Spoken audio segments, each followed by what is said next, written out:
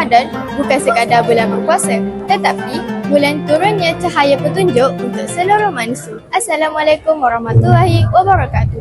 Saya Adriana Arisa binti Suhaimi, pengacara TVBSS SMK Pedakang Timur.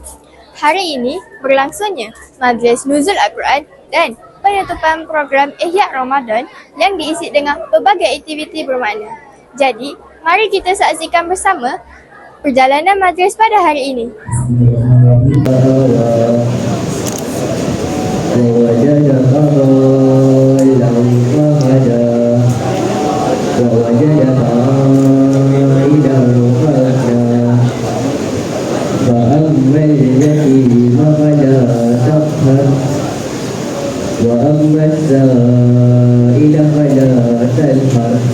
وأما بنعمة ربك فحدث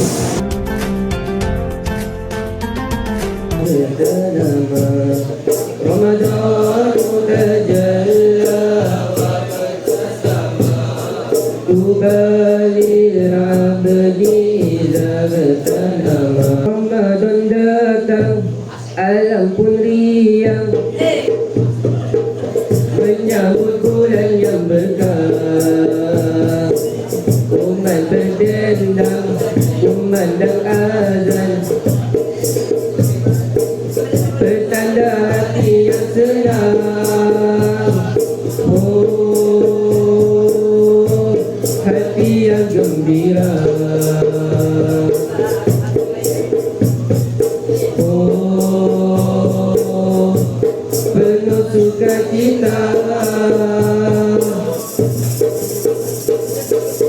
Sebulan kita kan berpuasa.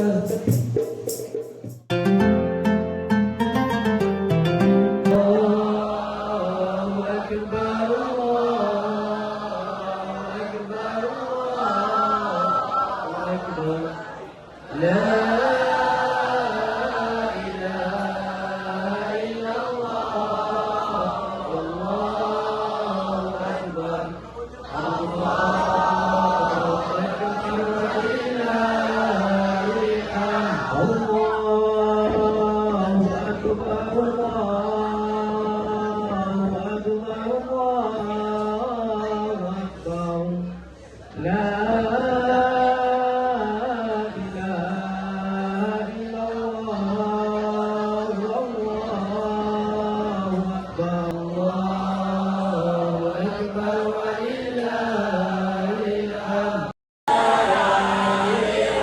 Allahu Akbar, Allah.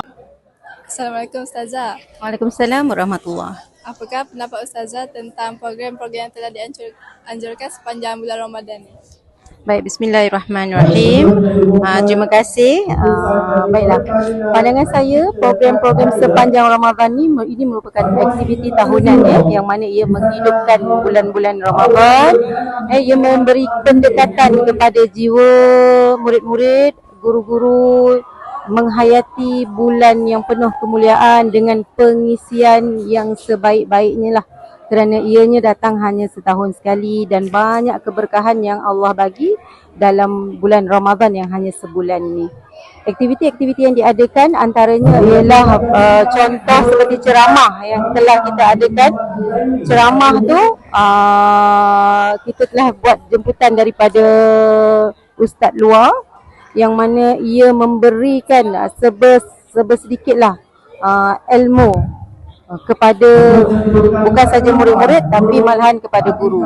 Banyak lagi aktiviti yang kita adakan, antaranya ialah pertandingan mewarna, menulis kaligrafi, pertandingan mencipta kad raya. Untuk tahun ini kita dapat hasil yang kreatif-kreatif daripada mereka-mereka ataupun anak-anak murid semakmur ni.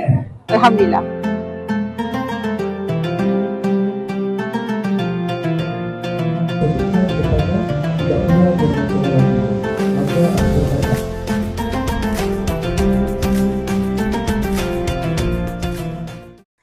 Semoga setiap pengisian sepanjang program Ihya Ramadan pada hari ini bukan sekadar menjadi kenangan, tetapi menjadi cahaya untuk terus membimbing langkah kita.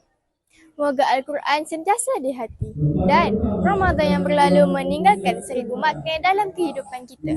Saya Adriana Arisa binti Suhaimi dari Semamu TV. Tepat, tulus dan terkini. Sekian, terima kasih. Bye.